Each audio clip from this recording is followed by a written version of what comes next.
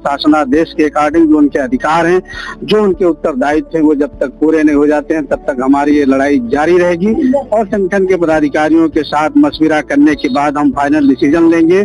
उसके बाद क्या करना है वो भी हम डिसीजन लेंगे। कुल मिलाकर के इनका स्पष्ट निर्देश था, ये मैसेज है फैक्ट्री के लिए कि जब तक हमारी मांगे मान नहीं ली जाती हैं, हमारे जो भी कर्मचारी हैं उनकी जो भी जायज मांगे हैं उन पर अगर कार्रवाई नहीं होती, पूरी नहीं होती है, तब तक हम अपनी लड़ाई को जारी रखेंगे। नहीं तो कोई भी कर्मचारी एक बात है माफी के साथ में पूछ लेता है कि हमारी सैलरी कहिया आएगी साहब।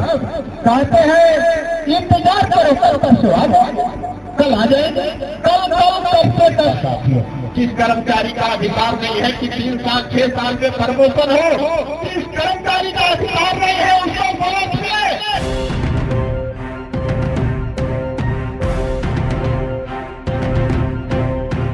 यहाँ पे धरने पे यूनियन पूरा बैठा है, इनकी क्या मांगे हैं, मांगों को लेकर के आप क्या कहना चाहेंगे? कब तक इनका धरना चलेगा, मांग पूरी होने तक चलेगा, ये क्या आपके द्वारा?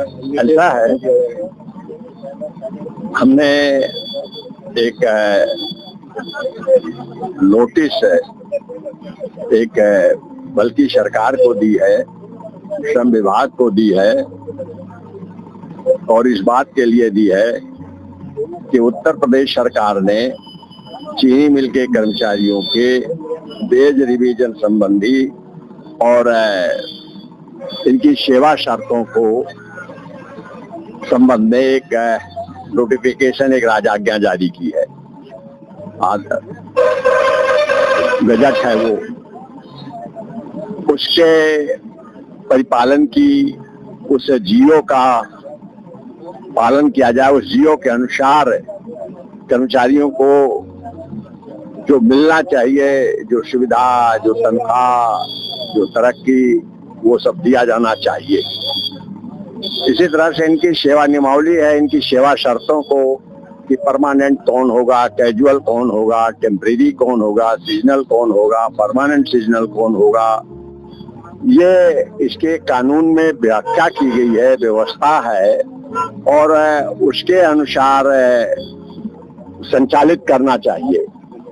लेकिन मिल के चीनी मिलों में एक नई, क्योंकि ये उद्योग तो बहुत पुराने हैं, खंबारखेड़ा निश्चित रूप से 21वीं सदी की है, 2006 में लगी है, लेकिन ये तो 19वीं 20वीं सदी की चीनी मिलें हैं। ये इनकी पलिया गोला भी बहुत पुरानी चीनी मिलें हैं, जो आजादी के पहले की भी हैं, तो 1920 की हैं, 1915-18 की हैं।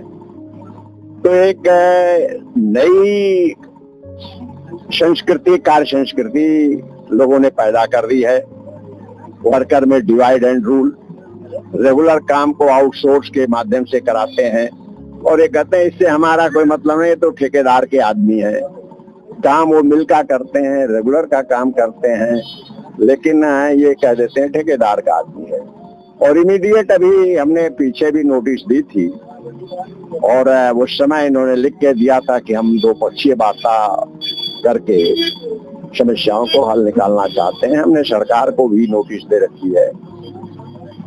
हमारा कहना है सरकार से भी, मालिकों से भी, इन्होंने यहाँ कॉलोनियां नहीं बनाई है, जिसके कारण ये अलग अलग जगहों पर किराए पर जो बाहर से लोग रह रहे हैं, मकान लेके रहते हैं। आजकल किराए में, मकान के किराए में, मकान की कीमत में काफी बढ़ोतरी हुई है, 8,000 10,000 में मिलते हैं। इन्होंने 8 साल से जो किराया तय किया है, 8 साल पहले 10% बढ़ाया था, 8 साल हो गया, उस किराए की में कोई वृद्धि नहीं की। एक मीटिंग हुई थी यहीं और इन्होंने वादा की थी कि 1 अप्रैल से इन सबको मैं हाउस रेंट में बढ़ोतरी कर दूंगा 11%, लेकिन इन्होंने उसको लागू नहीं किया और ये कहने लगे कि ये हमारे मैनेजमेंट में इकोनॉमिकली ये हम सरवाइव करने की स्थिति में नहीं है। उनका कहना है कि हमने 15-20 दिन का समय मांगा है आपसे, कि 15-20 दिन का समय दीजिए, जो आपका एचआरए है, बोनस है, उस सब मैं दूंगा, लेकिन 15-20 दिन बाद दूंगा, ऐसा जो है एचआरए है, ये उनका कहना है। आपका कहना है? कल हमारी मीटिंग लगी हुई थी डिप्टी लेबर कमिश्नर के यहाँ। डिविजनल लेबर कमिश्नर जो है मिस्टर मधुर सिंह है, वो आजकल थोड़े अस्वस्थ है, बीमार है, उनको कैंसर की मरीज हो गए हैं, वो बेचारे अस्वस्थ हैं, लेकिन ऑन ड्यूटी हैं। कल भी वो नहीं आए थे और उनके इस नाते भी ये हमारी थोड़ी विलम्ब हो रही है। तो कल इनके दो अधिकारी मिस्टर आर.के. मिश्रा जी और राजेश पांडे जी जो यहाँ के एचआर के हैं गए हुए थे, और वहाँ हमने कहा भी कि ये नोटिस इनको पहले दे रखी थी और इनके मैनेजमेंट को पहले भी बात हुई है। इनके जो हेड हैं, इनके एक वाइस प्रेसिडेंट्स हैं, उन्होंने भी बात की कि ये कैसे हो गया, और हमने कहा ये तो पहली बार बजाज कुछ तय करती है और नहीं मानती है, ये तो ठीक नहीं है। ये बात सही है कि इन्होंने कहा कि हम अब ज्यादा नहीं टाइम दे रहे हैं, हमारी मैनेजमेंट से बात हो रही है। और अभी हमारे साथी में सुन रहा था कि अभी यहाँ की जो दो तरह के लोग हैं, एक वो लोग हैं जो बेस बोर्ड से एग्रीमेंटल हैं, बेस बोर्ड से कवर्ड होते हैं। पहले तो मेरी चिंता उनके लिए है, भले वो बेचारे जो कमजोर होता है संगठन उनके लिए है, हम लोग उनके लिए हैं। और कमजोर वो है जिसको आउटसोर्स के हिसाब से कि अभी आज यहाँ आ गए, हमसे एक शिकायत की, कल उनको बैठा दिया गया, उनको कहा कल से आप ड्यूटी ना आइए, आप जाइए कोर्ट कचहरी लड़िए। तो ये एक समस्या है। और इन्होंने ये बात सही है, कल हमको डिप्टी लेबर कमिश्नर को लिख के दिया है कि 15-20 दिन 25 दिन का हम इस महीने के अंत तक हर हाल में। अब आपका देखिए अगला स्टेप क्या होगा, मतलब देखिए ऐसा है, हमने ऐसा है, मैं अभी सारे मुद्दों पर मेरी कल से ही शासन से बात हो रही है, प्रशासन से भी बात हो रही है, मैनेजमेंट से भी बात हो रही है, और हम इनसे बात हो रही है।